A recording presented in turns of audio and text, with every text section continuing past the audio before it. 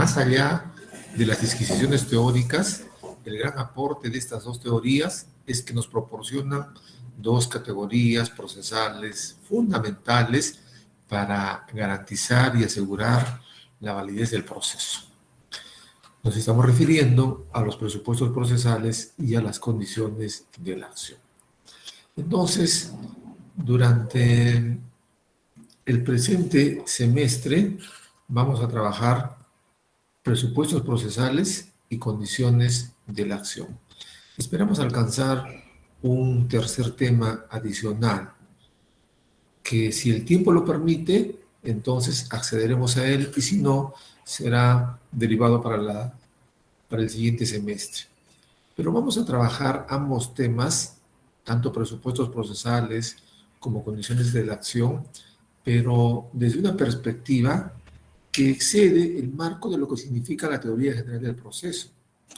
Recordemos que la teoría general del proceso es el curso que nos prodiga los medios teóricos en la abstracción de la teoría y en la dogmática de todas las instituciones indispensables para acceder al conocimiento del derecho procesal. Sin embargo, nosotros vamos a trascender la esencia misma del curso de teoría general del proceso para descender en un plano, además, normativo, lo que significa que vamos a hacer un trabajo dual en donde evaluaremos desde la institución jurídica, desde la teoría, desde la abstracción, desde la doctrina, desde la dogmática, pero vamos a relacionarla inmediatamente con la normatividad, de tal manera que el acceso al conocimiento de estos temas nos va a permitir contar con especiales competencias para trabajar, por lo menos, la validez de la relación jurídica procesal. Entonces, chicos, a partir de esta precisión, yo los invito a que empecemos a transitar ya por una, llamémoslo así, fascinante aventura académica. Digo fascinante porque conforme vayamos conociendo, trabajando y desarrollando estos temas, nos vamos a sentir cada vez más cerca de la profesión del derecho, de la profesión de abogados, porque nos vamos a vincular concretamente con el manejo del proceso. Y esto nos va a habilitar de manera especial, esto nos va a hacer sentir cada vez más cerca de la profesión, aun cuando todavía estamos en segundo año en nuestro largo proceso de formación universitaria. Entonces, es importante que prestemos el máximo de atención a este tema que resulta sumamente importante. Y porque además hay una segunda razón que va más allá de su importancia. Y esa segunda razón es el hecho de que estos temas, que ciertamente deberían trabajarse en su parte normativa en el curso de Derecho Procesal Civil, ya no los vamos a trabajar, ya no los vamos a ver. Porque a partir de la reforma, creo que se los he explicado, se los he comentado anteriormente, se han reducido los cursos de Derecho Procesal de 4 cursos en 4 semestres, 2 años académicos, se ha reducido solamente a 1 año académico y a 2 semestres académicos. Entonces, esto ha generado como consecuencia inmediata que se tenga que reducir el contenido del curso. Y es sencillamente imposible, inviable trabajar todos los temas de derecho procesal civil en 1 año. Entonces, para que ustedes no se perjudiquen y queden desfasados en el acceso a temas tan importantes, entonces nosotros, pensando, o hemos tomado la decisión para que, actuando en favor de ustedes, trabajemos estos temas en esta parte del curso, pero además en su dimensión normativa, ¿no? De manera que de la teoría descendemos a la regulación normativa, ¿no? ¿Para qué? Para que el manejo del tema sea eficaz, sea realmente valedero, ¿no? ¿Y esto por qué?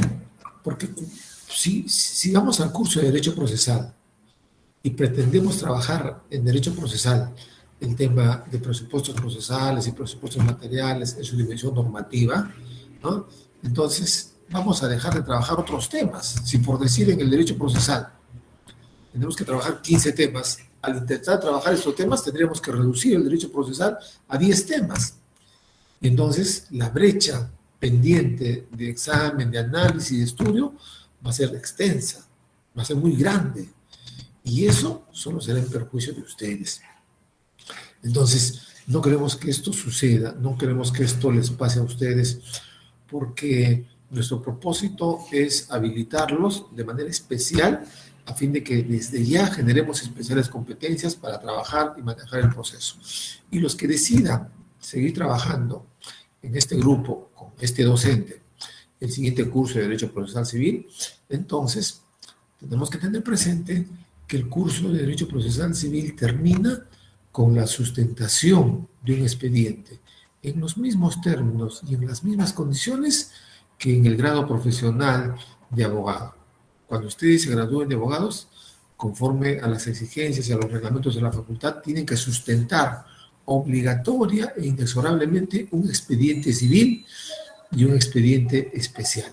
El expediente civil es obligatorio, imprescindible, no se puede sustraer a la sustentación de un expediente civil. En cambio, el expediente especial es facultativo. Ustedes pueden escoger un expediente en materia penal, en materia constitucional, en materia laboral, en materia administrativa, en fin, ustedes lo escogen. Pero lo que no pueden sustraerse es el expediente civil. Entonces, miren ustedes nuestra aspiración: terminar el curso de Derecho Procesal sustentando nuestro expediente, ¿no? Que años después lo van a sustentar para su examen de grado. ¿Qué va a significar esto? Que varios años antes ustedes se van a encontrar, si es que siguen las exigencias y el ritmo y la dinámica que proponemos, ustedes van a estar en condiciones varios años antes de poder sustentar su expediente civil, porque solo aquellos que pasan la prueba de la sustentación en el curso de Derecho Procesal Civil terminan aprobando el curso. Por eso siempre les digo, acceder al curso de procesal civil debe ser de manera libre, voluntaria y espontánea. No pueden ser ustedes ser expulsados por el sistema centrípeta y además perverso de matrículas, en donde cuando se saturan todos los otros grupos, entonces recién termina por completar el grupo menos numeroso, que es este grupo, o que es el grupo que yo trabajo en Derecho Procesal Civil. Tenemos de inicio solamente 10 alumnos, ¿no es cierto? Y recién al final se completan los 40 o 50 con aquellos que no alcanzaron cupos en los demás grupos. Entonces, no vienen por acto de voluntad, no vienen por decisión libre, voluntaria y espontánea, vienen expulsados por el sistema o por la fuerza centrípeta del sistema de matrículas, ¿verdad? Y entonces, ahí es cuando hay complicaciones. Por eso, siendo esa la perspectiva, chicos, se los digo desde ahora, entonces tenemos que tener el máximo de atención, el máximo de compromiso y el máximo de análisis con estos temas. Decimos apasionante aventura intelectual porque lo van a ir sintiendo, cada vez van a sentir una sensación y una emoción distinta, porque ya nos vinculamos con la realidad, con el caso concreto, con la situación de lo que se examine, evalúe y verifique en los tribunales jurisdiccionales día a día. Y esto definitivamente tiene que generarnos una sensación y emoción especial. Y si no nos genera esta emoción, entonces tenemos que preocuparnos. Algo está pasando, algo está fallando. Probablemente nos hayamos equivocado en elegir esta carrera, ¿no? Porque vamos a estar en lo que significa el derecho vivo, el derecho en su actividad cotidiana, el derecho en el día a día, el derecho en los despachos judiciales. Esto es, todos estos temas que vamos a empezar a trabajar a partir del día de la fecha. ¿Ok, chicos? Entonces, con esta exhortación previa, vamos a trabajar este tema relativo a la competencia. Bien, recuerden ustedes que el tema anterior ha sido el tema relativo a la jurisdicción. Y nos ha quedado claro que la jurisdicción era la institución que se diseña para posibilitar la tarea de resolver los conflictos ante la evidente necesidad de resolver los mismos, en tanto estos surgen permanentemente en la vida de relación, ¿verdad? Muy bien. Entonces, la jurisdicción es la categoría o la institución jurídica procesal que se genera ante esa necesidad, como respuesta, ¿no?, a esta necesidad de resolver los conflictos. Entonces, la jurisdicción es la potestad que tiene el órgano jurisdiccional para administrar justicia. Ya lo hemos dicho, es un poder deber. ¿Y quién personifica al órgano jurisdiccional? El juez. Es finalmente el juez quien personifica y quien concretiza al órgano jurisdiccional y por último al Estado en esta tarea de administrar justicia. Es decir, la investidura para resolver los conflictos a través de este poder deber se va a encaminar, se va a materializar a través del juez. De manera que cuando decimos que el Estado tiene la facultad de administrar justicia, estamos diciendo también que el órgano jurisdiccional tiene la facultad de administrar justicia porque este es el órgano especialmente constituido para tal propósito.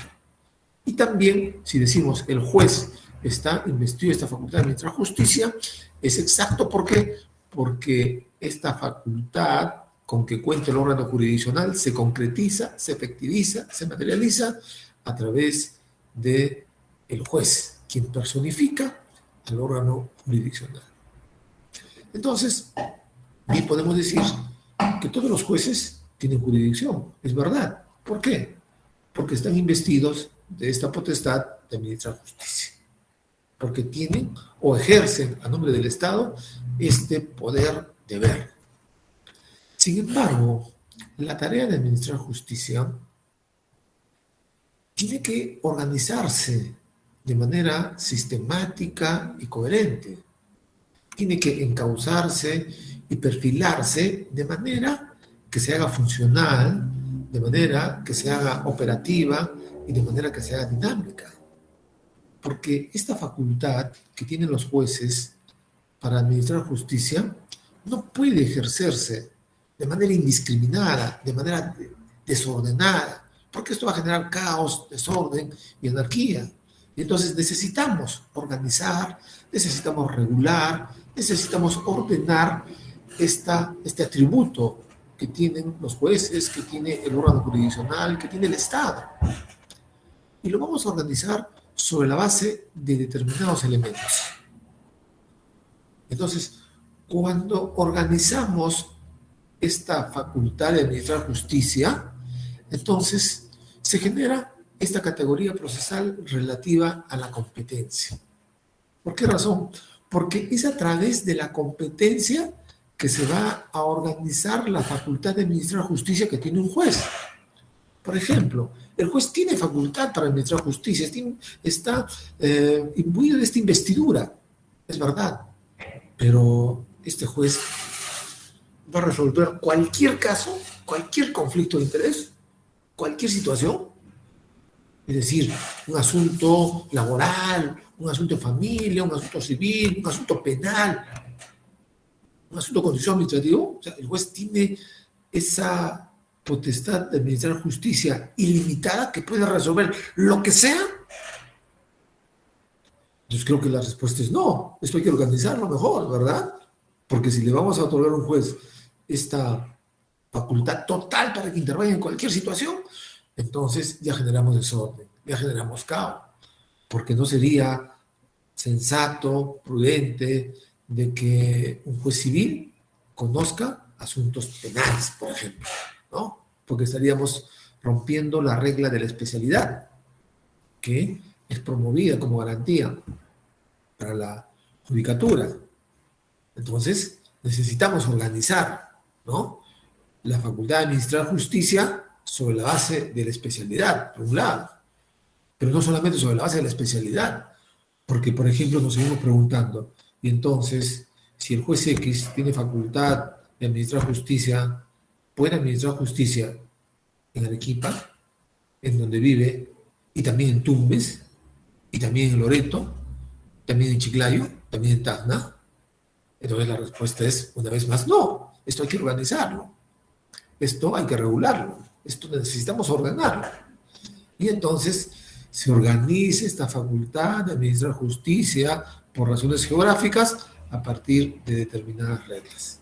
¿A través de qué? A través de la competencia. Entonces nos queda claro. La competencia es el medio a través del cual se organiza la potestad de administrar justicia que tienen los jueces, determinando, ¿no?, en qué casos deben intervenir válidamente. Otro concepto más interesante que a mí me parece genial, ¿no?, por lo resumido, es que la competencia es aquella que determina la aptitud válida del juez para intervenir en un asunto determinado. Mira qué importante, ¿no? Competencia, aptitud válida del juez, ¿no?, para intervenir válidamente en un asunto determinado. Claro, porque ya hemos dicho, los jueces no pueden resolver todos los casos, todos los asuntos, cualquiera que sea, en cualquier lugar que se presente, cualquiera que sea la dimensión del conflicto o del monto económico de lo que se disputa. No, esto tiene que organizarse. Y entonces los jueces reciben, digámoslo así, una parte de la jurisdicción. Están investidos de la Facultad de Administrar Justicia, es verdad, tienen jurisdicción, sí, pero sobre determinados asuntos, por ejemplo. Y esto se va a regular a partir de determinados elementos, como lo vamos a ver más adelante. Entonces, la competencia es una institución fundamental, es una de las bases, es una de las columnas de la ciencia del proceso, porque nos permite determinar las reglas del órgano jurisdiccional para que intervenga válidamente en el conocimiento de un proceso. Y esto es una necesidad o es un interés de todos. A todos nos interesa que el juez que conoce un asunto sea el que real y efectivamente por mandato de la ley, a partir de las reglas diseñadas en la misma, sea al que le corresponde conocer. Porque imagínense lo que sería que termine conociendo un caso, un asunto, un conflicto en el cual nosotros somos parte, un juez a quien según la ley no le correspondía conocer el asunto. ¿Va a tener eficacia aquella decisión? La respuesta es no. Entonces, necesitamos garantizar que la competencia se cumpla adecuadamente. Por eso es una institución fundamental. Por eso nos interesa a todos preservar, garantizar, cautelar el respeto a las reglas de competencia, porque de ello va a depender que el proceso que utilizamos como medio o instrumento para la solución de los conflictos, entonces sirva a sus fines, sirva a su finalidad. ¿Cuál es? ¿Qué cosa?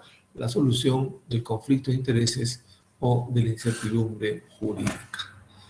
Está de más decir que si llegamos al momento estelar de emitir la sentencia, la decisión final en relación a este conflicto de intereses, está de más decir que si...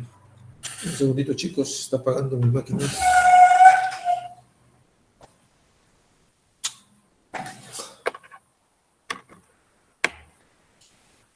Ahora sí. Está de más decir entonces que si llegamos al momento de emitir la decisión final y advertimos que se ha afectado la competencia como presupuesto procesal, su consecuencia será ¿qué cosa? La invalidez en la relación jurídica procesal. O sea, no vamos a poder alcanzar la finalidad de la existencia del órgano jurisdiccional. ¿Para qué existe el órgano jurisdiccional? ¿Para qué se ejerce jurisdicción? Para resolver los conflictos de intereses. Y en este caso concreto, no vamos a poder resolver el conflicto porque hay vicio, porque hay defecto, porque hay anomalía, porque el proceso ha sido infectado, viciado. Entonces, nos interesa a todos cautelar la validez del proceso. Y la validez del proceso no solo se sustenta, ojo, en la competencia, sino en general en todos los elementos que dan contenido a los presupuestos procesales y a las condiciones de la acción, ¿no? Dentro de los cuales la competencia tiene un gran nivel de importancia. Entonces, lo primero que verificamos es si el órgano jurisdiccional que interviene representado por el juez, se encuentra habilitado, ¿no? Tiene aptitud para conocer válidamente de un asunto determinado. ¿Ok? Entonces, el tema es realmente importante. Y por eso la competencia tiene un fundamento constitucional. En efecto, la competencia no es solamente un concepto, no es solamente una categoría, no es solamente una definición, sino que en realidad, a partir de la constitucionalización del derecho, ha sido elevada a rango de principio y valor constitucional. Y entonces la competencia forma parte de lo que se conoce como derecho fundamental, como derecho de primera generación, el derecho al juez natural. ¿Qué es el derecho al juez natural? Corremos las diapositivas según el tema que estamos tocando, por favor. Entonces, ¿qué es el derecho al juez natural? El derecho al juez natural es el derecho que tiene todo partícipe de un proceso para que participe, ¿no?, en el mismo, pero con la garantía de que éste será ventilado y resuelto ante un juez imparcial, independiente y predeterminado por la ley. A eso se refiere el derecho al juez natural. ¿Y qué duda cabe, chicos, qué duda cabe que es indispensable la garantía del juez natural? Porque en efecto, el asunto sometido a debate judicial tiene que ser desde luego resuelto por un tercero imparcial, que no tenga ningún interés, que no tenga ninguna vinculación con alguna de las partes, porque tal vinculación podría afectar su objetividad e imparcialidad, y entonces podría generar una sentencia sentenciosa, maliciosa, exprofesa. ¿Cómo admitir que termina resolviendo este conflicto nuestro primo, nuestro hermano, nuestro compadre, nuestro cuñado, que es juez, por ejemplo? Entonces, esto es inaceptable, ¿verdad? Entonces, el derecho al juez natural protege eso, que el juez competente sea siempre un tercero imparcial. Pero además un juez independiente respecto de las otras instancias del propio órgano jurisdiccional y respecto del aparato estatal en general. Esto es la independencia ad intra y ad extra, o al interior o al exterior. Al interior, el juez no puede supeditarse, no puede estar supeditado, no puede someterse a ninguno de sus superiores jerárquicos. El juez resuelve con independencia absoluta. Y por más que el presidente de la Corte llame a un juez y le diga, tienes que resolver en este sentido, el juez solo está sometido a la Constitución y a la ley, porque la Constitución le reconoce su independencia jurisdiccional. Está absolutamente desvinculado para los efectos de ejercer la judicatura, ya sea al interior del propio órgano jurisdiccional o ya sea al exterior en relación a los otros órganos del Estado, lo que significa que aun si el presidente de la República, aun si el presidente del Congreso nos llama para derivar una determinada decisión, esto afecta la independencia y por lo mismo resulta inviable. Una vez más, el juez está sometido solo a la Constitución y a la ley. Y por último, el juez natural representa la tutela del juez predeterminado por la ley. ¿Qué significa esto? Significa que las reglas de competencia deben estar previamente diseñadas y positivizadas, de tal manera que antes de proponer o promover el proceso judicial, yo tengo que tener claramente determinadas las reglas que regulan la competencia. No se puede establecer reglas después de presentar la pretensión, después de iniciar la demanda, porque esto se presta a manejos indebidos, a posibles irregularidades que afectarían la imparcialidad. ¿Por qué razón? Porque si hoy día interpongo mi demanda y recién mañana me van a designar al juez, ¿no es cierto? Entonces podrían designar a un juez interesado, a un juez que tenga interés en el resultado del proceso y que por eso justamente haya sido derivado para el conocimiento de este caso, ¿no es cierto? Entonces es un tema que tenemos que desterrar y despejar en su sola posibilidad. ¿Y lo hacemos cómo? A través de la predeterminación por la ley. Las reglas de competencia están fijadas de manera preexistente, de tal manera que ya están claras las reglas antes de iniciar el proceso.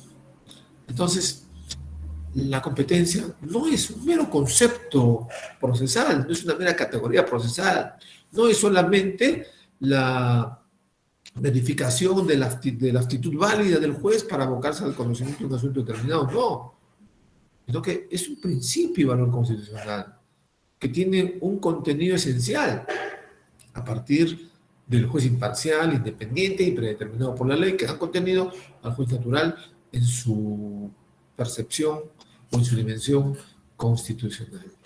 Entonces, tener claro que la competencia es de raigambre constitucional, es de dimensión constitucional. ¿Ok? Muy bien. Hasta acá nos ha quedado claro que entonces es importante, y con mayor razón, dado que es un principio de valor constitucional, es importante organizar la competencia. ¿Y cómo vamos a organizar la competencia? ¿Cómo vamos a generar este orden, esta sistematización? Lo vamos a hacer apelando a determinados criterios o elementos. Son elementos que nos permiten organizar la tarea de administrar justicia a través de la competencia, los siguientes. Número 1, la materia. Número 2, la función o grado. Número 3, la cuantía. Número 4, el territorio. Y número 5, el turno. Entonces, veamos cada una de ellas. La competencia por razón de la materia. La competencia por razón de la materia está vinculada a la naturaleza del asunto, a la esencia de lo que será conocimiento del órgano jurisdiccional.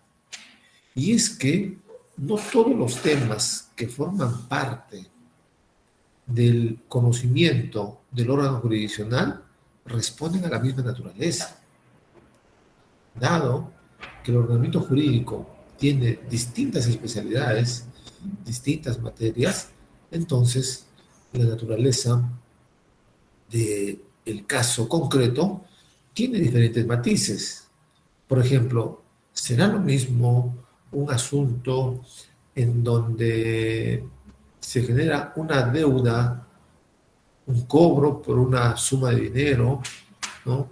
¿Será lo mismo que un asunto relativo a un homicidio, en donde el órgano jurisdiccional va a tener que conocer este tema relativo a la muerte que le ha provocado tal persona en contra de la víctima?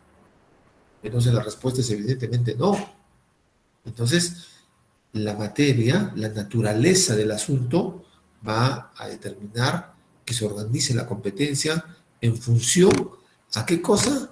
En función a la relación jurídica que subyace al conflicto de intereses. ¿Qué tipo de relación jurídica subyace este conflicto de intereses? Ah, es una de naturaleza penal. Muy bien, entonces vamos a organizar la competencia determinando la materia penal. Este otro asunto que subyace al conflicto de intereses es de naturaleza civil, porque se trata de una deuda, una relación acreedor-deudor. Ah, entonces este tema vamos a derivarlo, ¿no? En función de la competencia por razón de materia, a un juez especializado en lo civil. Y si estamos frente a un asunto de naturaleza laboral, en donde, por ejemplo, un trabajador solicita su reposición en el centro de trabajo, entonces estamos frente a un conflicto cuya relación jurídica es de naturaleza laboral y entonces se derivará a un juzgado laboral. Por tanto, la competencia por razón de la materia se sustenta, se justifica en la naturaleza del conflicto, ¿no? Perdón, la naturaleza de la relación jurídica que subyace al conflicto de intereses. En realidad, la tendencia hoy en día es la de generar la especialidad. Por eso se reconocen cada vez más especialidades, ¿no? Inicialmente se reconocía la especialidad en materia civil y en materia penal, que eran básicamente las dos únicas especialidades que había en el órgano de administración de justicia. Pero esto se ha ido extendiendo a la especialidad laboral, ¿no? Más adelante se ha generado la especialidad en familia, que en su matriz es de derecho civil, pero se ha desprendido por la importancia y trascendencia que eso significa. La especialidad en materia tutelar, la especialidad en constitución administrativo, la especialidad en derecho comercial, ¿no? Entre otras, ¿no? Especialidades que por razón de materia se han ido generando para determinar competencias precisamente por esa naturaleza de la pretensión o de la relación jurídica que subyace al conflicto. Bien. Segundo criterio de organización de la tarea de administrar justicia. Segundo criterio que la competencia utiliza está referido a la función. Bien, para trabajar este criterio tenemos que imaginarnos una representación gráfica de la estructura del órgano jurisdiccional. Es importante primero reconocer que el órgano jurisdiccional encargado de la tarea de administrar justicia tiene distintos niveles. Está jerárquicamente constituido. Tiene una dimensión piramidal, ¿no? De manera que el órgano jurisdiccional va a reconocer, ¿no? Distintos niveles que de menos a más está conformado por los siguientes. Primer nivel, el juez de paz, ¿no? Que va a estar a cargo de un juzgado de paz, evidentemente. Segundo nivel, los jueces de paz letrado, a quienes se les asigna un juzgado de paz letrado. Tercer nivel, juez especializado civil, a quienes se les asigna un juzgado especializado. Bueno, no digamos civil porque estaríamos desconociendo a las otras especialidades, ¿no es cierto? Digamos simplemente el juez especializado o mixto. Muy bien, que puede ser especializado en penal, civil, laboral, en fin. Juez especializado o juez mixto, está en el tercer nivel. Cuarto nivel, las salas, el juez superior, el juez superior, quienes integran una sala superior. Y por último, el juez supremo, quienes integran una sala suprema. Entonces, esta dimensión estructural del órgano jurisdiccional, si la abordamos desde la perspectiva de los órganos jurisdiccionales, de menos a más, sería ¿qué cosa? Juzgado de paz letrado, juzgado especializado mixto, sala superior y sala suprema, ¿no? Ahora, si lo abordamos particularmente individualizando a los representantes de estos órganos jurisdiccionales, de menos a más tendríamos el juez de paz letrado, el juez especializado mixto, el juez superior y por último el juez supremo. Si los abordamos desde esa doble dimensión, ¿no es cierto?, por el órgano jurisdiccional o por la persona que lo representa, entonces, primer nivel, juez de paz, juzgado de paz, representado por un juez de paz. Segundo nivel, juez de paz letrado, juzgado de paz letrado, representado por un juez de paz letrado. Tercer nivel, juzgado especializado, ¿no? Representado por un juez especializado. Cuarto nivel, sala superior, representados por jueces superiores. Porque las salas superiores son órganos colegiados que están constituidos por 3 magistrados. Y en el último nivel está la Sala Suprema, representados por jueces supremos, ¿no? Que es el máximo tribunal de justicia ordinaria, aquellos que forman parte de la Corte Suprema de Justicia de la República, ¿no? Las salas supremas integrados por los jueces supremos, que también un órgano colegiado constituido, en este caso, por 5 miembros, por 5 magistrados. Bien, entonces nos queda claro, el órgano jurisdiccional está jerárquicamente constituido. Entonces, la competencia por razón de función o grado. 99737338. Un segundito, chicos. Aló.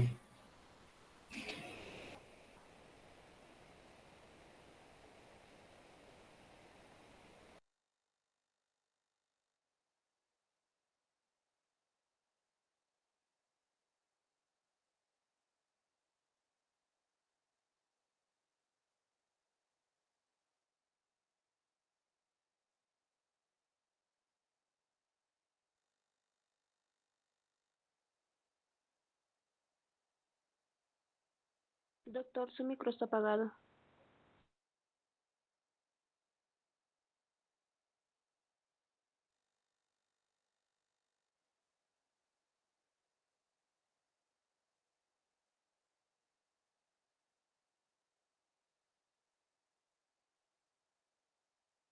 Doctor, su micro está apagado. Gracias, chicos. En efecto, estaba mi micrófono apagado, pero alguien tenía su micrófono prendido, que estamos escuchando una interferencia, así es que por favor apague sus micrófonos, ¿ya? Bien. Entonces, una vez que nos ha quedado clara la estructura jerárquica del órgano jurisdiccional, entonces, ¿cómo así el elemento de la función o grado nos permite organizar la competencia? Recuerden, la competencia nos permite organizar la facultad de administrar justicia del órgano jurisdiccional. ¿Y cómo organizamos la facultad de administrar justicia desde el punto de vista de la función o del grado? Claro, si hemos reconocido que hay 5 niveles, ¿cómo vamos a distribuir el conocimiento de los distintos asuntos a cada uno de estos niveles? ¿Qué asuntos le derivamos al primer nivel? ¿Qué otros asuntos al segundo nivel? ¿Qué otros temas al tercer nivel? ¿Y qué va a conocer el cuarto y el quinto nivel? ¿No es cierto? Entonces, eso lo vamos a organizar a través de la competencia por razón de función. Entonces, se organiza de manera que en función a la dimensión del conflicto o en función a la dimensión del monto de lo que es materia de discusión, se van a atribuir el conocimiento de los casos a los distintos niveles del órgano jurisdiccional, ¿no? Porque, en efecto, a ver, si tenemos 5 niveles, de menos a más, juzgados de paz letrado, juzgado especializado civil, sala superior y sala suprema, será lo mismo atribuir el conocimiento de un caso que representa el cobro de una suma de 5 millones de soles. Será lo mismo en la atribución de su conocimiento a un caso en donde se cobra la suma de 3.000 soles o donde se cobra la suma de 500 soles. Entonces la respuesta es evidentemente no. Por eso, de acuerdo a estos niveles, de acuerdo a esa estructura, de acuerdo a esta jerarquía, se va a hacer la atribución de casos. De tal manera que si cobramos la suma de 200 soles, ¿no? Entonces se lo vamos a derivar al juez de menor jerarquía, que justamente por esa razón va a conocer de los asuntos menores, de los asuntos domésticos, de los asuntos menos complicados, menos trascendentes, que forman parte de esas venencias propias de una comunidad, ¿no? Y por eso inclusive el primer nivel en la tarea de administrar justicia, vale decir los juzgados de paz, no están personificados por jueces leos, es decir, por jueces que sean profesionales en el derecho. Normalmente el juez de paz es el vecino más notable de la comunidad, el vecino, ¿no?, que sea más reconocido o más respetado.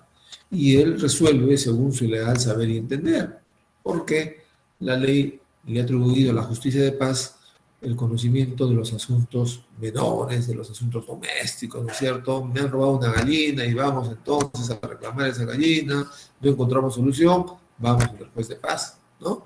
Quien desarrolla una función básica y fundamentalmente conciliatoria, ¿no?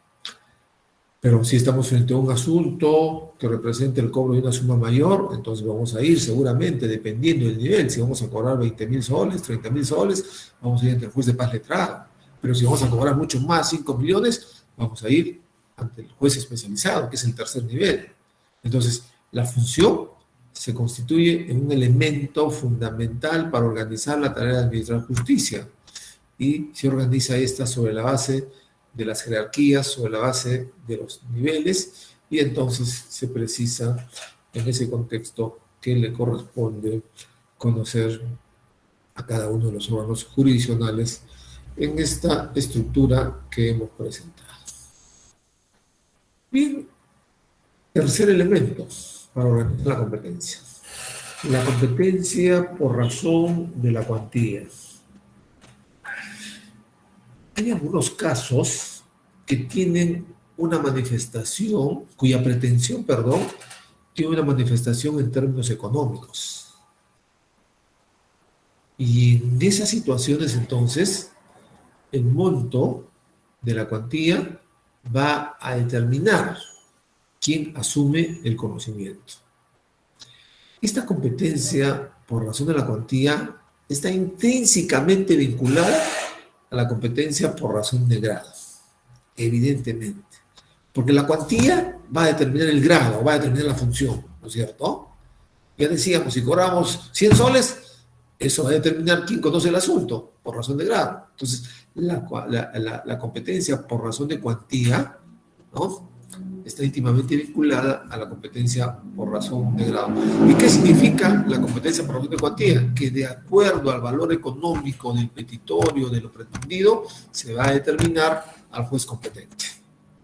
Así de claro, así de simple, ¿no? Es el monto del valor económico lo que va a determinar entonces quién o a quién le corresponde conocer. Bien. Entonces, en ese contexto, la competencia por razón de la cuantía lo vinculamos, lo asimilamos, lo reconducimos o lo remitimos a la competencia por razón de grado, porque la una determina la otra, ¿no es cierto? La competencia por razón de cuantía va a determinar el grado, ¿no? Si es mínimo, juez de paz. Si es máximo, juez especializado. Si es intermedio, juez de paz letrado, ¿no? Claramente advertimos cómo la cuantía va a determinar el grado. Es pertinente destacar, señalar, reconocer que no todas las pretensiones tienen una manifestación económica. Solo tiene manifestación económica aquellas pretensiones que en su petitorio pueden expresarse cuantitativamente. Si yo demando el divorcio por causal para obtener la disolución del vínculo matrimonial, ¿tiene manifestación económica? ¿Qué es lo que pido ante el órgano jurisdiccional cuando propongo una demanda de esta naturaleza? Que se declare la disolución del vínculo matrimonial, ¿verdad? Y esto que estoy pidiendo, ¿tiene una manifestación en términos económicos? Evidentemente no. Si yo demando, por ejemplo, la nulidad del acto jurídico, ¿qué estoy demandando? Que se declare la invalidez de este acto jurídico. ¿Eso que estoy pidiendo tiene concretamente una manifestación en términos económicos? No, tampoco. En cambio, si yo demando el pago de la suma de 50.000 soles que le entregué en préstamo a Juan Pérez, entonces estoy reclamando, ¿no?, una pretensión que tiene manifestación en términos económicos. Si yo le mando en vía de indemnización por daños y perjuicios el pago de una reparación ascendente a 200.000 soles, también estoy persiguiendo, ¿no?, una pretensión cuantificable en términos económicos. Entonces, para los efectos de la competencia por razón de la cuantía, tenemos que tener presente que no todas las pretensiones expresadas en su petitorio tienen una manifestación en términos económicos, ¿no? Solo cuando lo que real y efectivamente se quiere alcanzar a través de la interposición de la demanda sea cuantificable, podemos aplicar las reglas de competencia por razón de cuantía. Bien. Siguiente criterio. La competencia por razón de... Lo veamos, vamos a dejar al último la competencia por razón de territorio, ¿no? Veamos la competencia por razón de turno. La competencia por razón de turno está sustentada en la necesidad de hacer una distribución racional del trabajo, una distribución proporcional del trabajo entre los distintos órganos jurisdiccionales de similar materia y categoría. ¿Cómo así? Claro, resulta que si tenemos, por ejemplo, en un determinado distrito judicial, en una determinada corte, en la corte de Arequipa, por ejemplo, la sede central tiene 10 juzgados civiles, ¿no?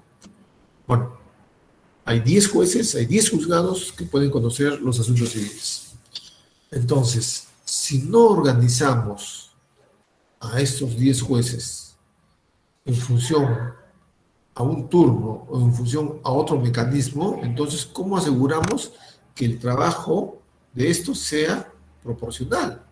Porque si no establecemos un mecanismo adecuado, puede significar que todas las demandas se deriven al primer juzgado civil y el primer juzgado civil termine con 5.000 procesos en este año y el segundo juzgado civil apenas con 1.000, el tercero con 500 y probablemente alguno con 10 o 15 o 20.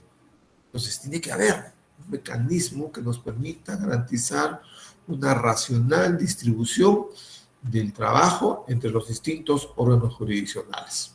En algún momento, y por eso se denominó así el criterio del turno, era a través precisamente de turnos, ¿no? Los 10 primeros días del mes de enero, el primer juzgado. Del 11 al 20 de enero, el segundo juzgado. Del 21 de enero al 30 de enero, el tercer juzgado. Y así se iba sucesivamente, ¿no?, hasta culminar con los 10 y otra vez empezar la vuelta. Pero esto no garantizaba una distribución proporcional. ¿Por qué? Porque, bien, los abogados sabían que cada juzgado tenía un lapso de tiempo que estaba de turno.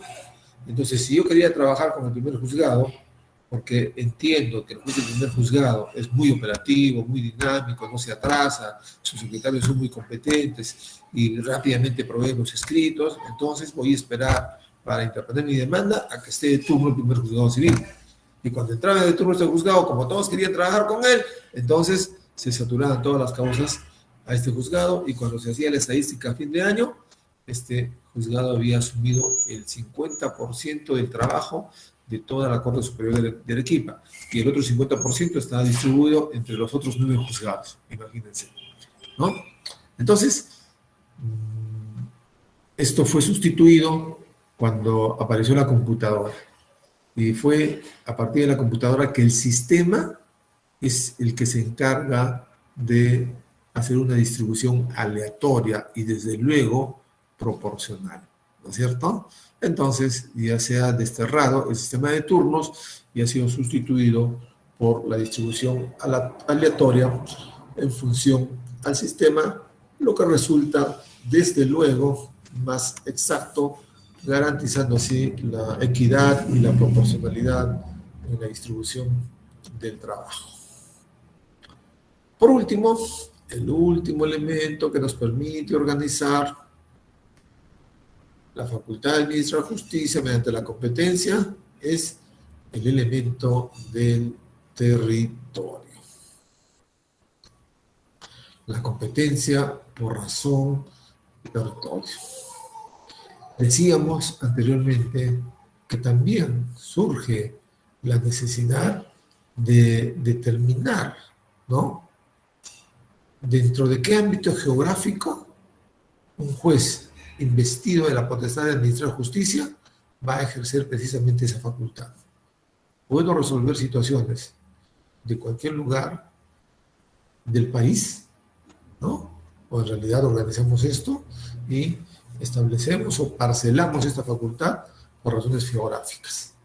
La competencia por razón de territorio se refiere a eso, a la determinación que por razones geográficas, perdón, a la determinación del juez más idóneo por razones geográficas. Y entonces, esta competencia por razón de territorio se va a generar en función a distintos criterios. Un primer criterio emana de lo que se conoce como el fuero personal. Se sustenta precisamente en el fuero personal, en el famoso forum personal. Este criterio está determinado por el lugar en donde domicilian los protagonistas del proceso. Este domicilio de los protagonistas del proceso es lo que va a determinar qué juez debe conocer del asunto. Sin embargo, en función del fuero personal, pueden darse hasta dos posibilidades, ¿verdad? Claro, porque los protagonistas del proceso, cuando estamos frente a un conflicto, son dos: un exigente y un exigido, un pretensor y un pretendido, un demandante y un demandado, ¿verdad? Entonces, si vamos a tomar como referencia para determinar al juez competente el lugar en el que domicilian las partes que protagonizan el proceso, entonces no habrá problema seguramente cuando ambas partes tienen domicilio en un mismo lugar. Demandante y demandado viven en Arequipa, entonces claro está que va a conocer de Arequipa, ¿no? Pero eso no siempre va a ser así. Entonces tenemos que fijar un criterio. Y entonces la doctrina ha establecido como un criterio general, que el juez competente resulta ser el juez del domicilio del demandado. Juez del domicilio del demandado. ¿Y por qué el juez del domicilio del demandado? Porque en realidad el demandado ve alterada su situación personal, el escenario de su vida personal, por el hecho de la demanda que le interpone el demandante. Y entonces, si no depende de él el que se genere el proceso judicial, entonces se sostiene que por lo menos se le debe garantizar al demandado la posibilidad de que ventile este proceso ante el juez del lugar donde domicilia, dado que no ha sido él el que ha desencadenado, el que ha activado, el que ha perseguido la activación de la prestación jurisdiccional. Entonces, esto está representado por la fórmula que en la doctrina se conoce como el forum rei, ¿no? Según el cual es competente el juez del lugar del domicilio del demandado.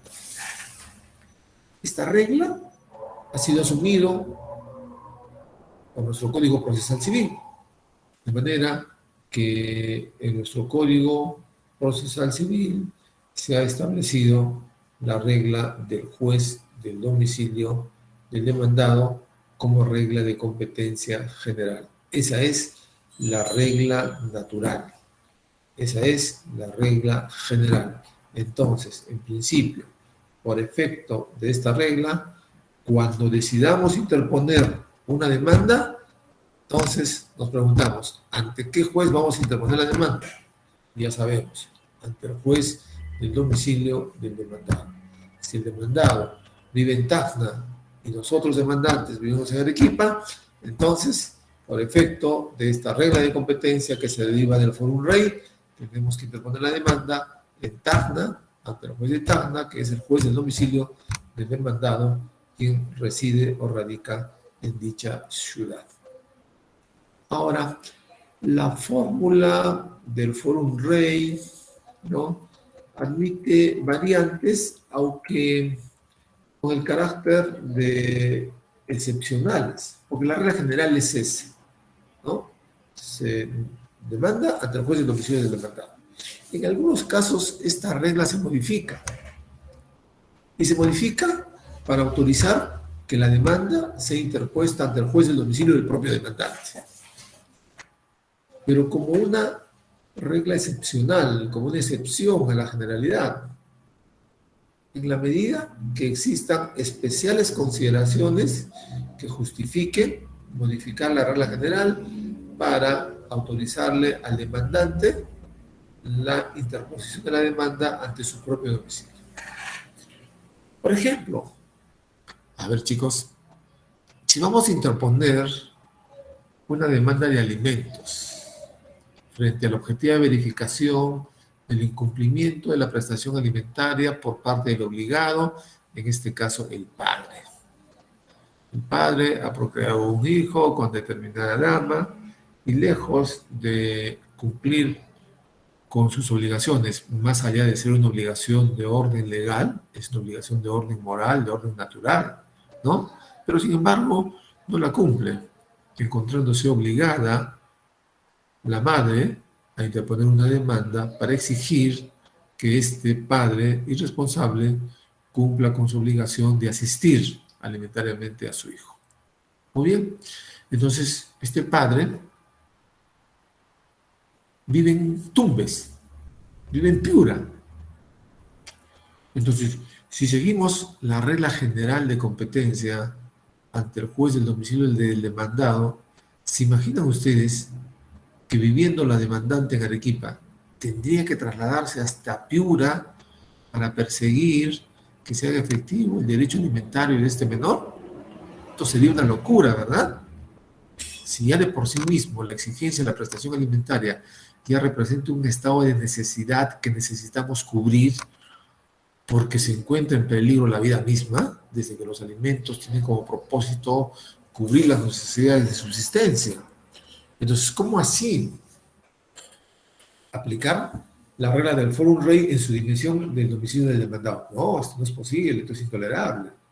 Por eso, entonces, decimos que el Forum Rey tiene una segunda dimensión, en donde se admite que la demanda se interponga ante el juez del propio domicilio del demandante, cuando existan especiales consideraciones que aseguren esta necesidad de interponer la demanda ante el propio demandante, como en el caso del ejemplo que estamos sosteniendo.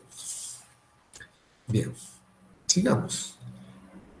Hay una segunda dimensión para determinar u organizar la competencia por razones geográficas. El segundo criterio es el criterio del fuero real. Según el fuero real, la competencia se determina según el lugar donde se encuentre el bien objeto del litigio, el bien materia del proceso, ¿no? Entonces, más allá del domicilio de las partes involucradas en el conflicto, en realidad lo que interesa es dónde se encuentra ubicado el bien material del conflicto. Y este también va a ser un criterio que va a servir para organizar la competencia. Por ejemplo, en algunos asuntos relativos a derechos reales, demanda de reivindicación de un bien inmueble. La reivindicación como atributo del derecho de propiedad, ¿no?, es un derecho en virtud del cual el propietario no poseedor exige al poseedor no propietario la restitución del bien, la entrega del bien inmueble que indebida e ilegítimamente está poseyendo el demandado. Entonces, estamos frente al ejercicio de un derecho real, ¿no? El objeto del litigio es precisamente el inmueble cuya restitución estamos persiguiendo. Y la ubicación del inmueble, en virtud del criterio del fuero real, va a determinar la competencia del juez. Por eso, los ordenamientos jurídicos han establecido como regla, es competente para el conocimiento en los asuntos vinculados a derechos reales, el juez donde se encuentre ubicado el bien en materia de proceso. Fuero real. Fuero causal. El fuero causal se refiere no a la ubicación de las personas, tampoco a la ubicación del bien objeto del proceso, como lo hacían los criterios anteriormente señalados. El fuero causal está referido al lugar donde se genera la obligación, donde surge la obligación, donde se configura la causa de la obligación, ¿no? Y por ende, este fuero causal tiene dos manifestaciones: el forum obligationis y el forum executionis. El forum obligationis es aquel que está referido al lugar donde nace, donde se genera, donde surge la causa de la obligación. En cambio, el forum executionis es el lugar donde debe ejecutarse la obligación. ¿Correcto? Muy bien. Entonces, tanto el forum obligationis como el forum executionis como manifestaciones del foro causal van a determinar la competencia por razón de territorio según las reglas que la ley haya establecido. Por ejemplo, si vamos a demandar el cobro de indemnización por responsabilidad extracontractual, daños y perjuicios. Hemos sido víctima de un atropello, de un evento dañoso, un accidente automovilístico que se ha producido en un viaje que hemos realizado, ¿no? Un viaje vacacional, por ejemplo, al Cusco, y en el Cusco se produce el accidente. Entonces, la ley, sobre la base del fuero causal y en su dimensión del forum obligationis, dice que es competente para el conocimiento de las acciones de responsabilidad extracontractual el juez del lugar donde se ha producido el evento dañoso, el juez del lugar donde se ha producido el accidente de tránsito, es decir, la causa generadora de la obligación de reparación es la que determina la competencia. O puede el ordenamiento jurídico establecer que debe conocer el juez donde se ha señalado para el cumplimiento de la obligación. El juez que debe conocer del asunto contencioso, del conflicto o del problema. Por último, existe un criterio que se denomina el criterio del foro instrumental. En virtud de este criterio, entonces se determina la competencia en función al lugar donde se encuentra el material probatorio. Es decir, ¿dónde está el caudal probatorio? ¿Dónde encontramos las pruebas? ¿Dónde encontramos las evidencias de lo que es materia del conflicto de intereses? Entonces, en el lugar en que encontremos las evidencias, a ese juez lo hacemos competente y por ello, entonces, establecemos las reglas de competencia en función a este criterio del fuero instrumental. Bien, entonces, hasta el momento, nos queda claro que la tarea de organizar la potestad de administrar justicia la vamos a ordenar sobre la base de estos 5 criterios. Competencia por razón de materia, competencia por razón de grado o función, competencia por razón de cuantía, competencia por razón de turno y finalmente competencia por razón de territorio. Estos 4 elementos que nos permiten organizar la competencia van a determinar las clases de competencia. Y es por tal razón que la competencia se clasifica en competencia absoluta y en competencia relativa. Son parte de la competencia absoluta el elemento de la materia, el elemento del grado, el elemento de la cuantía y el elemento del turno. Y son parte de la competencia relativa el elemento del territorio. ¿Por qué competencia absoluta o por qué competencia relativa? Absoluta porque las reglas que lo organizan, que la regulan, que la ordenan, no son susceptibles de modificación, de alteración, de adecuación, de prórroga, en modo alguno. Estas se cumplen inexorablemente conforme han sido establecidas en el mandato legal. En cambio, es competencia relativa porque las reglas que regulan dicho elemento de la competencia sí pueden ser susceptibles de prórroga, sí pueden ser susceptibles de modificación, de alteración, según la voluntad de las partes. Entonces, eso es lo que va a determinar la competencia absoluta o la competencia relativa. Y es parte de la competencia relativa el elemento del territorio, en tanto el territorio sí admite esta posibilidad de modificar sus reglas sobre la base de la decisión de las partes. ¿Ok? Muy bien. Entonces, chicos, importante, ahora, descendiendo del plano de abstracción teórica.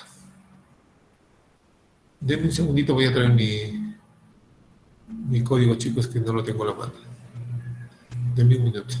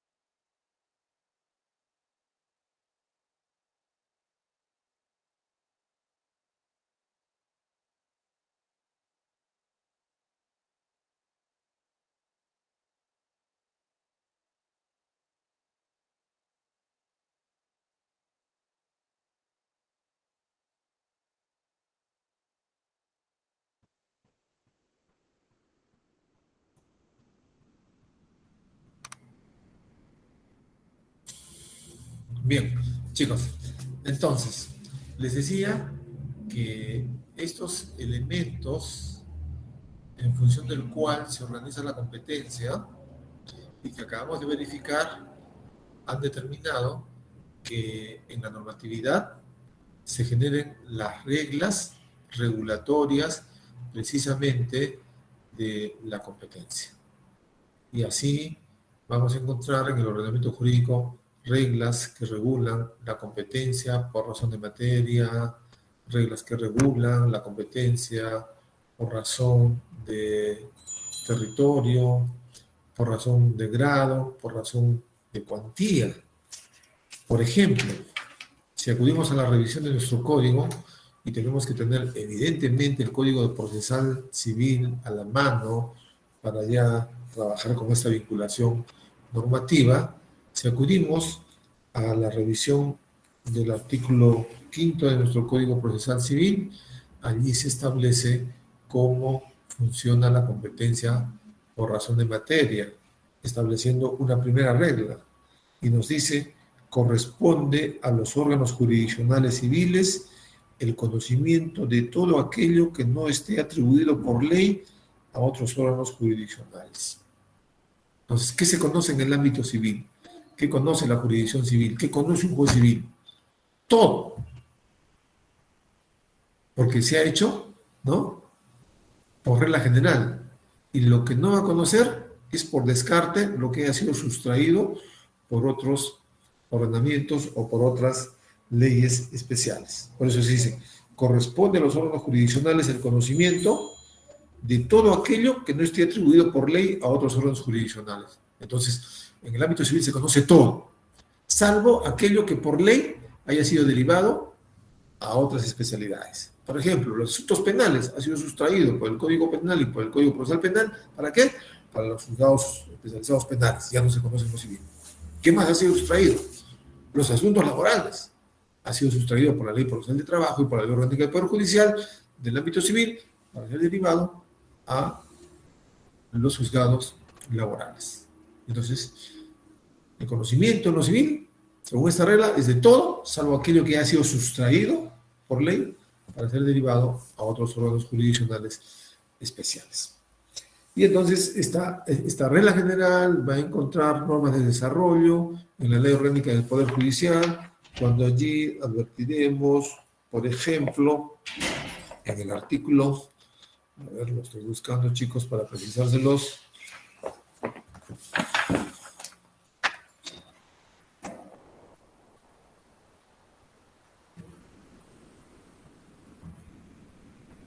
Acá está. En el artículo 40 y tantos, vamos a ver.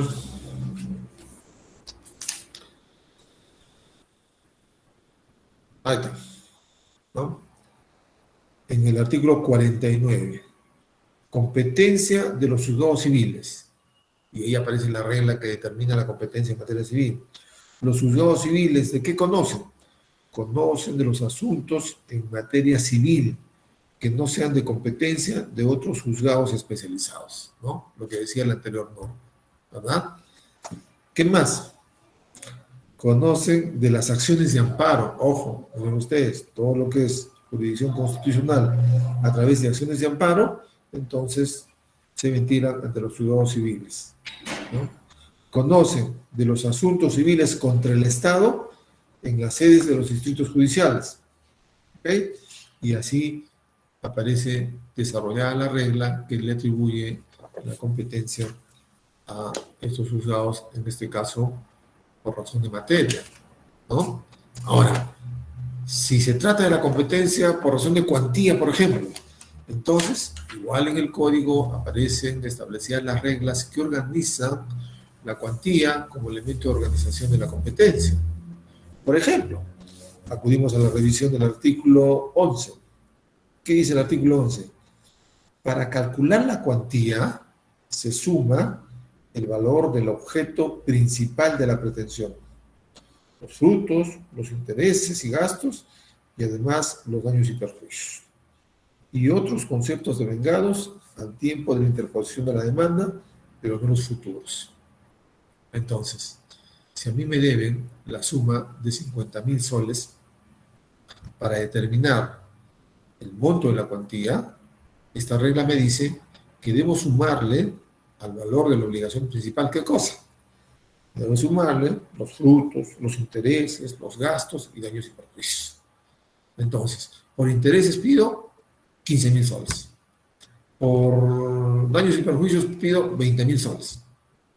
y por cobro de frutos 15.000. Entonces, la sumatoria de todo esto determina el monto del petitorio. ¿Cuánto sería? Sería, creo que 100.000 o 105.000, bueno, lo que sea el resultado de la suma, ¿no? Porque esto va a determinar, como dijimos en su momento, la competencia por razón de cuantía va de la mano con la competencia por razón de grado. La determinación correcta de la cuantía va a determinar a qué nivel de la estructura funcional vamos. Porque si solo consideramos 50.000 soles, que es la pretensión principal, y determinamos la cuantía en función a ese monto, entonces seguramente la demanda va a ir al juzgado de paz letrado. Pero si consideramos todos los otros conceptos que dice la ley, ¿no? Y que sumados representan la suma de 150.000, entonces seguramente va a ir al juzgado especializado. Entonces es importante tener un conocimiento claro de las reglas para establecer adecuadamente la aplicación de las reglas de competencia, ¿no? Entonces, igual, miren ustedes el artículo 24, con esto lo que quiero significar es que todo lo que hemos presentado a nivel de lo que es la dogmática, todo ello tiene una plasmación concreta y determinada en la regulación que nuestro ordenamiento jurídico procesal ha establecido. Dice, por ejemplo, el artículo 14.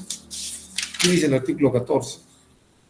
Cuando se demanda a una persona natural, es competente el juez del lugar de su domicilio, salvo disposición legal en contrario. ¿Ok? La regla del Forum Rey, en su primera manifestación, ¿no? ¿Por qué? Porque se determina la competencia en función de quién, en función del domicilio de la parte demandada. Esto que en la dogmática, que en la doctrina, que en la teoría ha sido perfilada a través del Forum Personae, del Forum Rey, ¿no es cierto? Tiene su plasmación concreta en una norma en el caso de nuestro ordenamiento jurídico. Y ahí aparece claramente que le corresponde al juez del lugar del domicilio del demandado, salvo disposición legal en contrario. Claro, por ejemplo, en el caso de alimentos, la ley dice lo contrario. La ley dice que para los alimentos se interpone la demanda ante el juez del domicilio del demandante, ¿no? Para facilitar el acceso a la jurisdicción ante esta situación de necesidad evidente. Otra de las disposiciones normativas que terminan plasmando, concretizando lo que nosotros hemos trabajado en la teoría. Aquella que dice que es competente, artículo 24, además del juez del domicilio del demandado, también es competente a elección del demandante, ojo, el juez del lugar donde ocurrió el daño, tratándose de pretensiones indemnizatorias, ¿no? El criterio causal, recuerden ustedes, en virtud de este criterio causal se determina la competencia en función del lugar donde se ha producido la causa o el hecho generador de la obligación, y la obligación de reparar se obliga donde se ha producido el evento dañoso, cuando se ha producido el evento dañoso, y acá la norma nos dice que puede ser competente este juez. Claro, aunque en el caso lo establece como una competencia facultativa, en donde toma las dos posibilidades. O aplicamos la regla natural, la regla general, juez del domicilio del demandado, ¿no? O aplicamos la regla facultativa, juez del lugar donde se produjo el evento dañoso, el evento generador del daño, ¿no?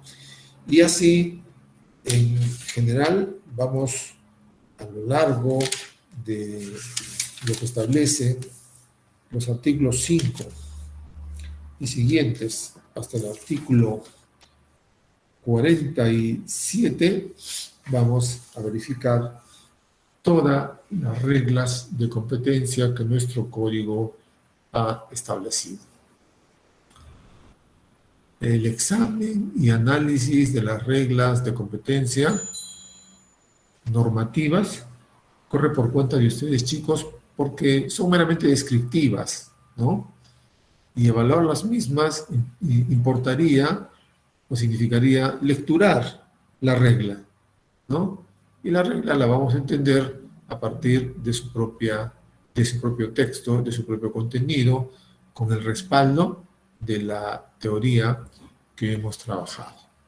Entonces, sumamente importante tener presente cuáles son las reglas que organizan la competencia y que, dicho sea de paso, es objeto de un control, ¿no? A partir de la revisión normativa que ustedes hagan, chicos, al respecto. ¿Ya? Bien. Sigamos entonces avanzando. ¿Qué nos toca en la diapositiva?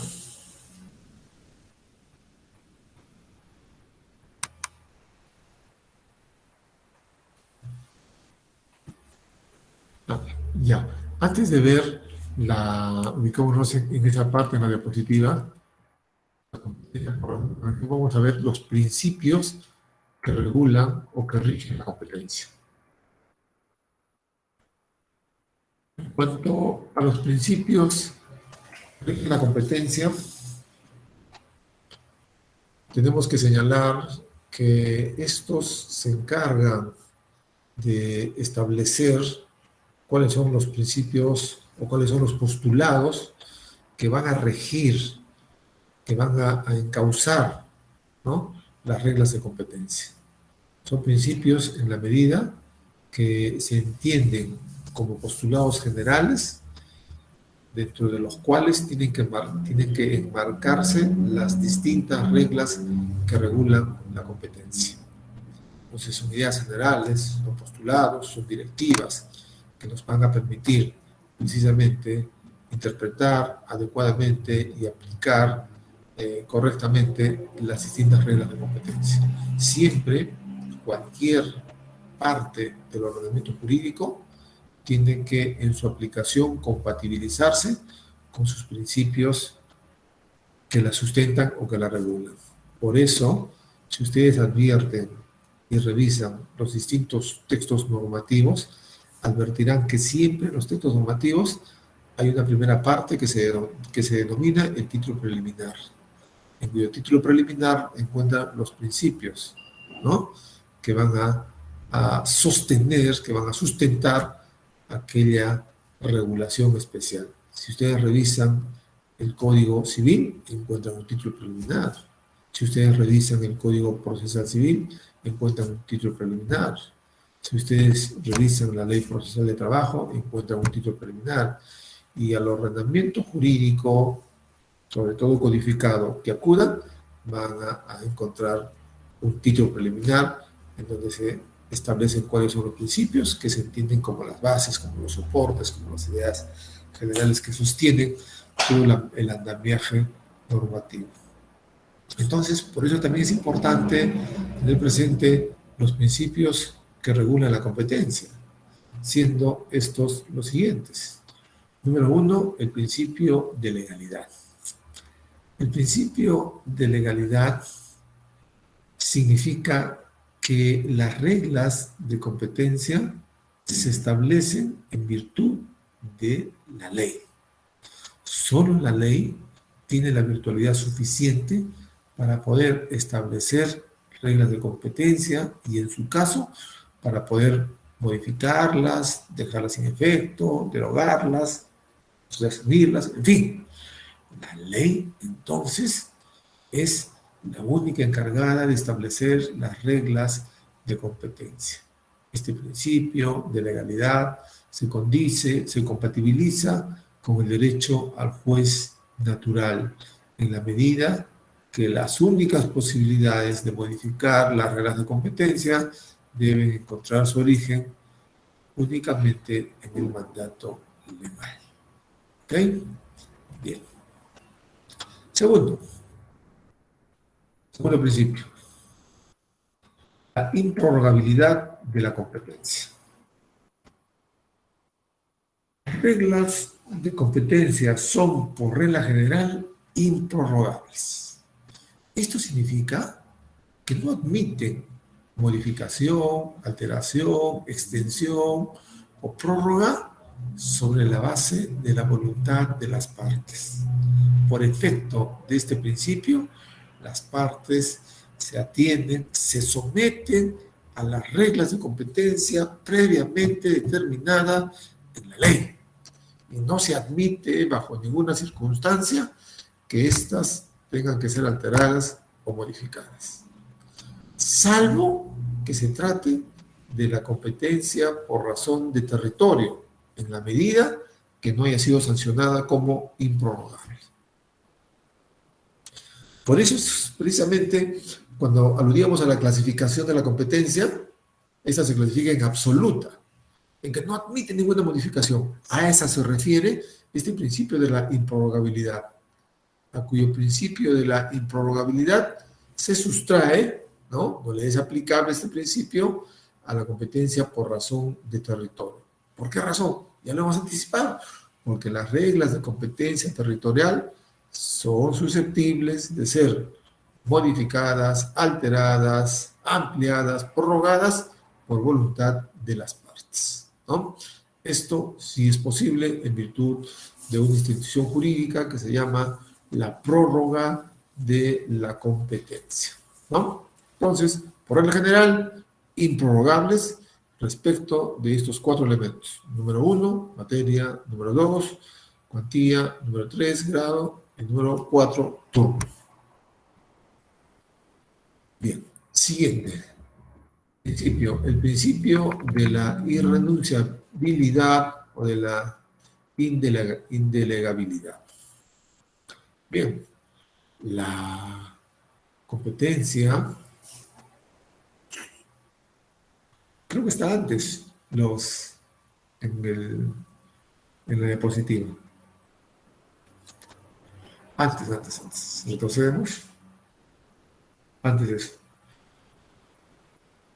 Sigamos. Sí, no, sigamos retrocediendo. Ahí está. Legalidad, improrrogable, irrenunciabilidad,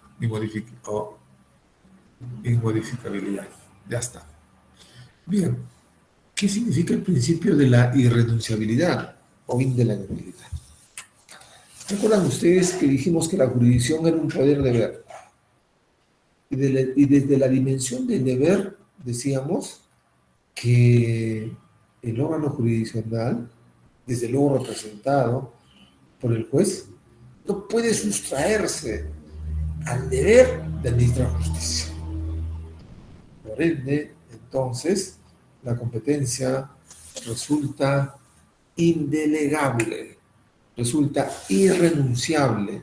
No podría el juez decir, no conozco, no quiero resolver, no puedo resolver, porque está sobre la base del principio de indelegabilidad, está obligado a abocarse al conocimiento de un asunto determinado cuando las reglas de competencia así lo determinan. Sin embargo, este principio de la irrenunciabilidad o de la indelegabilidad se encuentra excepción para determinados actos procesales, lo que no significaría renunciar a la competencia, sino simplemente significaría dinamizar u operativizar por razones de funcionabilidad la actuación de algún acto procesal. Si, por ejemplo, se está ventilando ante el primer juzgado civil de la Corte Superior de Arequipa un proceso judicial sobre resolución de contrato, vamos a suponer, y se ha ofrecido como prueba, ¿qué cosa? La declaración de 2 testigos. ¿Ok? Una vez que hemos llegado a la audiencia de pruebas, en donde deben declarar los testigos, entonces se presenta esta dificultad. Los testigos tienen su domicilio en la ciudad de Piura. El proceso se está ventilando en Arequipa. Entonces, resultará pertinente, proporcional y sensato obligar a los testigos que se trasladen desde la ciudad de Piura hasta la ciudad de Arequipa para que presten declaración. Parece que no, ¿verdad? Y entonces, si no vamos a obligar al testigo a que venga hasta la ciudad de Arequipa a declarar, quiere decir que será el juez quien tiene que viajar desde Arequipa hasta Piura para recepcionar esa declaración testimonial. Sería genial, ¿no? Para mí genial, porque de paso me voy a Punta Sal a tomar unos días de playa. Pero tampoco es la respuesta correcta. Entonces, la ley autoriza que en algunos casos el juez puede comisionar a otro juez, puede encargarle a otro juez que realice una determinada actuación procesal para efectos de operativizar, para efectos de dinamizar el desarrollo del proceso judicial, porque de lo contrario nos vamos a estancar. ¿O qué hace? O viene el testigo y hacemos nosotros, ¿no? Y esto no resulta operativo. Por ende, entonces, sí resulta operativo que el juez de Arequipa le encargue a través de una comisión por exhorto al juez de Piura que reciba la declaración de aquellos testigos que se encuentran domiciliando o radicando en la ciudad de Piura. Entonces el juez de Piura recibe el exhorto como consecuencia de la comisión, notifica a los testigos, los cita para un día y hora para que comparezcan al juzgado y presten su declaración testimonial según el interrogatorio que la parte seguramente ha propuesto. Entonces, estamos afectando el principio de la irrenunciabilidad, de la indelegabilidad. No, porque el juez no se está sustrayendo a su tarea de administrar justicia, simplemente está implementando una medida autorizada por ley para dinamizar y operativizar el proceso. Entonces, allí la dimensión del principio de irrenunciabilidad o indelegabilidad. Finalmente, el principio de la inmodificabilidad o el principio de la determinación de la competencia, que en la doctrina se denomina el principio de la perpetuatu jurisdictionis. ¿Cómo funciona este principio? Lo que nos dice este principio, que una vez que la competencia haya sido definida, esta ya no se puede alterar, ya no se puede modificar, aun cuando varíen las circunstancias de hecho o de derecho que sirvieron para determinarla.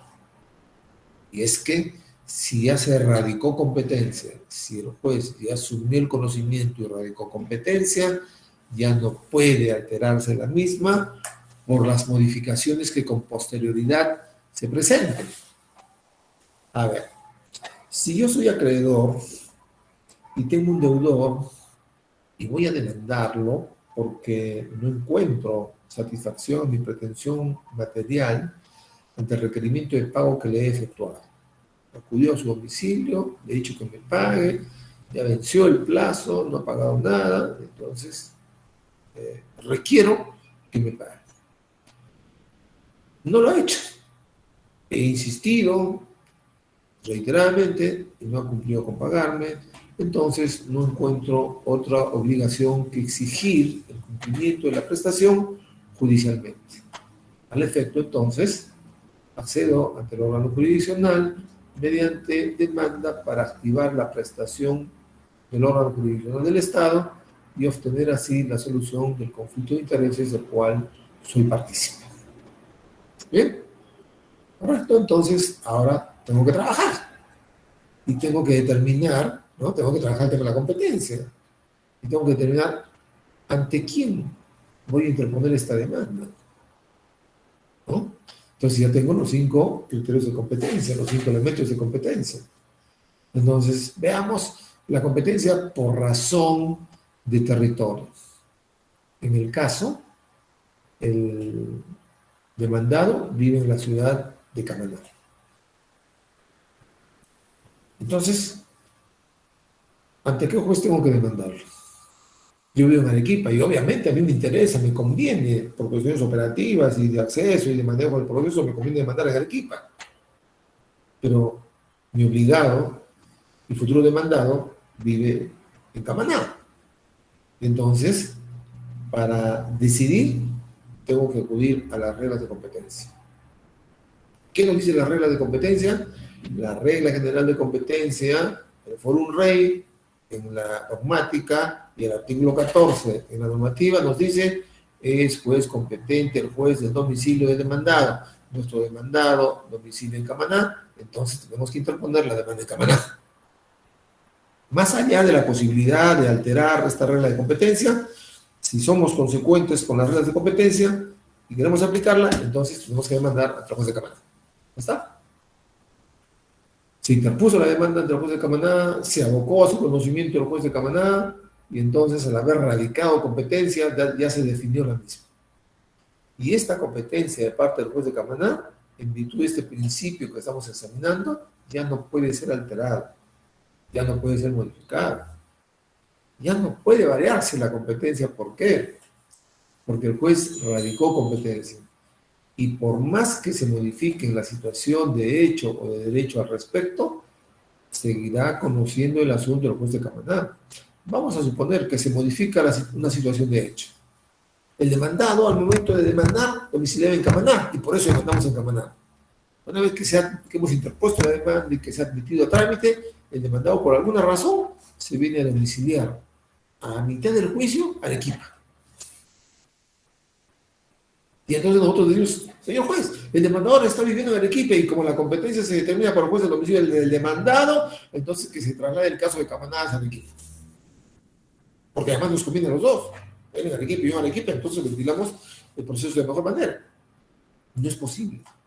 Porque la perpetuato jurisdicciones, como su nombre lo dice, determinada la competencia, esta rige a perpetuidad. No se puede admitir modificación o alteración porque esto ya no es posible, aun cuando se modifiquen las circunstancias de hecho o de derecho de la determinación. ¿Okay? Muy bien, chicos. Entonces vamos a concluir nuestra sesión del día de la fecha con el análisis de estos principios que rigen la competencia. Queda de parte de ustedes la tarea de revisar las reglas normativas de competencia y todo ello hasta donde hemos avanzado va a ser objeto de evaluación oral en la siguiente sesión, vale decir, el día sábado de la siguiente semana. Bien, chicos, entonces, de parte de ustedes, tarea a revisar la regulación normativa. Ahora sí, si existen dudas al respecto, entonces pueden formular las preguntas que estimen necesarias. Adelante. Jennifer, te escuchamos. Muy buenos días. Tengo una duda respecto a la competencia. En el proceso virtual de alimentos, que creo que salió simplificado, ¿no? Por esto de la pandemia. Respecto a ello, digamos, un juez de otra ciudad podía llevar el caso de otra ciudad por ser virtual. ¿Se podía dar el caso? No ha habido modificación en ese sentido y la regla sigue siendo la misma. Si tú vas a interponer una demanda de alimentos, entonces te remites a las reglas de competencia. Analizas tu código y te quedará claro que los alimentos, para conocer los alimentos es competente. El juez del domicilio del demandante, perdón, el juez del domicilio del demandado o el juez del domicilio del demandante, a elección del demandante. El demandante decide, ¿no? Entonces, si en el caso estamos frente a una situación en donde el demandado de un asunto de alimentos, donde el demandante vive en Arequipa y el demandado vive en Cusco, entonces, ¿qué nos dice las reglas de competencia? Que podemos interponer la demanda ante el juez del domicilio del demandado, o sea, en Cusco. O podemos interponer la demanda ante el juez del domicilio de Arequipa. Vamos a suponer que el demandante, ¿no?, interpone la demanda, decide interponer la demanda ante el juez del Cusco. Entonces va a tener que viajar al Cusco a presentar su demanda, a dejar su demanda. Aunque la audiencia que en algún momento se va a realizar seguramente se va a hacer en forma virtual por el tema de la pandemia, ¿no? Entonces, y él puede seguir la audiencia tranquilamente desde Arequipa, ¿no? Está en Arequipa y como entra virtualmente, se realiza la audiencia, pero ¿quién la va a conocer? El juez de Cusco, ¿no? Porque el demandante eligió en atribuirle la competencia al juez del demandado. Pero el demandante lo que podría hacer es interponer su demanda ante el juez de Arequipa, porque obviamente esto le es más pertinente y le facilita su actividad procesal, ¿no? Entonces interpone su demanda ante el juez de Arequipa, el demandado va a ser notificado en el Cusco y desde el Cusco va a tener que presentar su escrito de contestación de la demanda, aunque a raíz de la pandemia se han creado las mesas de parte virtuales, entonces ya no va a ser necesario que el demandado, ¿no?, viaje hasta Arequipa a presentar su escrito de contestación de la demanda, sino que simplemente desde el Cusco, con su abogado, la presenta por la mesa de partes virtual, ¿no? Y cuando se señale fecha y hora para la audiencia correspondiente, entonces también el demandado desde Cusco va a seguir el desarrollo de la audiencia en forma virtual, ¿no? Entonces, no es que la virtualidad determine la competencia, no, la competencia se determina por las reglas que estamos mencionando y que ustedes van a revisar. Y por efecto de esas reglas, seguramente en algunos casos va a hacerse virtualmente, facilitando así la presencia de quien está lejos de la sede judicial, ¿no? Pero no es que la virtualidad determine la competencia. Bien, chicos, ¿alguna más? En Creo que ese caso, estaría todo claro. no cambia nada. Muchas gracias. Ok, Jennifer. Jessica, tú querías preguntarnos algo, creo. No, doctor, dije que estaba claro. Ah, conforme, gracias. Ya, chicos, entonces me despido, les deseo un buen fin de semana y que preparen especialmente el tema para la siguiente sesión. ¿Ok? Un abrazo. Chao, doctor, cuídese. Chicos, voy a llamar a la asistencia. Correcto, asistencia. ¿Se encuentra ahí de Luz Alenoca? Buenas tardes, compañera presente. Buenos días. ¿Se encuentra José Adrián Álvarez? Buenos días, presente. Ya. ¿Se encuentra Naiwa Matilde Ancasi? Presente, buenos días. Buenos días. Cintia Ariapaza. Presente. Ya. Carla Dayana. Buenos días, presente. Ya. Fiorella Camila. Presente. Ya. Celeste Carole. Buenos días, compañera presente. Buenos días. Paola Sofía. Buenos días, presente. Buenos días. John Elvin. Presente, buenos días. Ya. Estefanía Karen. Buen día, compañera presente. Buenos días. Marcos Emilio. Henry Choque Ancachi. Buenos días, compañera presente. ¿Me escuchas? Hola, hola. Sí, te escucho. Buenos días. Brisel Caliesca. Buenos días, presente. Buenos días. Jennifer Rebeca Chura. Buenos días, presente. Araceli Saray. Buen día, presente. Juan Carlos Condeña. Juan Carlos Condeña. Ya. Sharon Rocío. Buenos días, presente. Buenos días. Milagros Cuyopasa. Buenos días, presente. Buenos días. Mariela del Pilar. Buenos días, presente. Buenos días. Maricilo Karina. Buenos días, Jessica, presente. Buenos días. Ronald Guamán. Presente, compañera, buenos días. Buenos días. Rocío Janet.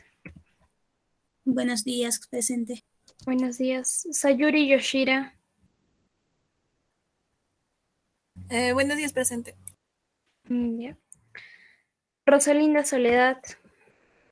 Buenos días, Jessica, presente. Buenos días. Sara Iris. Buenos días, presente. Buenos días. Omar Freddy. Buenos días, presente. Buenos días. Jean-Pierre Vaquera. Buenos días, presente. Ya. Tatiana Angeli. Buenos días, presente. Buenos días. Midward Watson. Buenos días, presente. Ya. Dana Mendoza. Buenos días, presente. Buenos días. Miguel Ángel. Buenos días, presente. Ya. Wilfredo Junior. Buenos días, compañera, presente. Buenos días. Anthony Pedro. Buenos días, presente. Ya. Luis Fernando. Buenos días, compañera presente. Ya. Manuel Armando. Buenos días, presente. Buenos días. Heber Gonzalo. Buenos días, presente. Buenos días. Claudia Anabel. Buenos días, presente. Buenos días. Miguel Hernando. Buenos días, presente. Buenos días. Ader Wilson. Buenos días, compañera presente. Buenos días. Josel Juan. Josel Juan. Ya. Víctor Noel. Buenos días, compañera presente. Buenos días. Percy Alejandro. Buenos días, presente. Buenos días. Raúl Alexis. Buenos días, presente. Ya. Jennifer Alexandra. Buenos días, presente. Buenos días. Víctor Gonzalo. Presente. Ya. Franco Beltrán.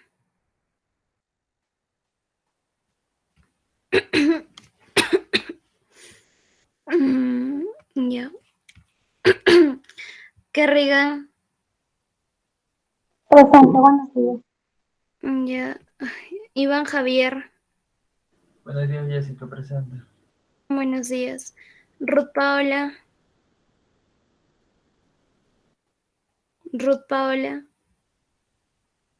Ya. Arley Carella.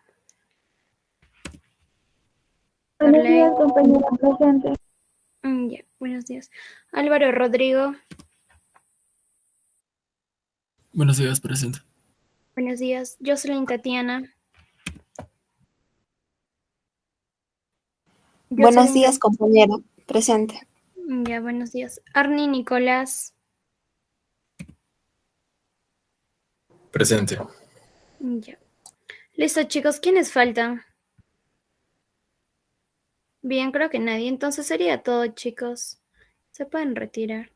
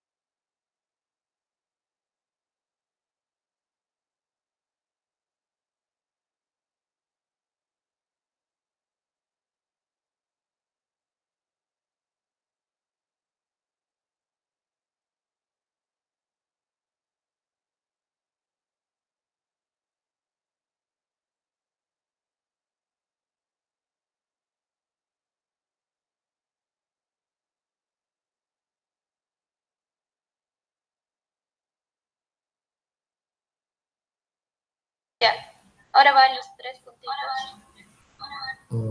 Ajá. Ahí, ajá, ahí. ¿Detener Y la dice grabación? detener grabación como segunda opción. Ah, sí, pero yo nunca he hecho eso.